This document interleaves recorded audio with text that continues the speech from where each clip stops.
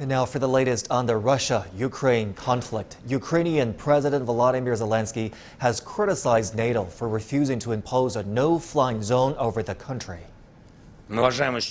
We believe that NATO member states have created a narrative for themselves that the closure of the airspace in Ukraine would provoke direct aggression from Russia against NATO.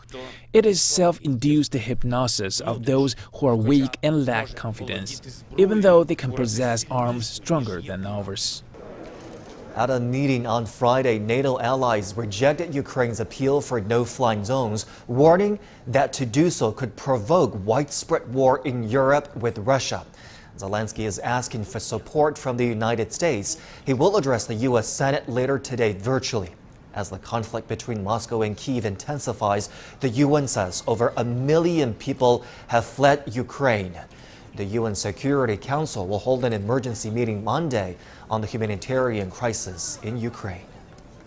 The UN's nuclear agency says there is no leak after a military projectile hit a building around Ukraine's Zaporizhzhia nuclear power plant.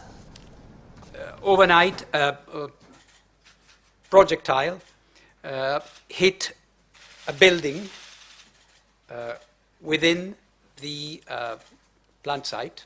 Within the site of the plant.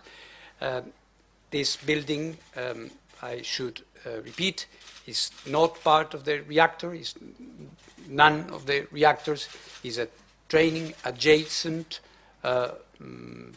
construction facility to the reactors.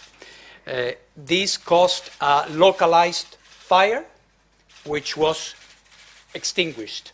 We, of course, are fortunate that there was no release of radiation and that the integrity of the reactors in themselves was not compromised. Ukraine says a battle with the Russian troops broke out near the plant, which is the biggest in Europe. It provides half of Ukraine's electricity and is now in partial operation. American defense officials say the Russian attack on the plant was reckless, but Russia's defense ministry blamed the attack on what it called Ukrainian saboteurs.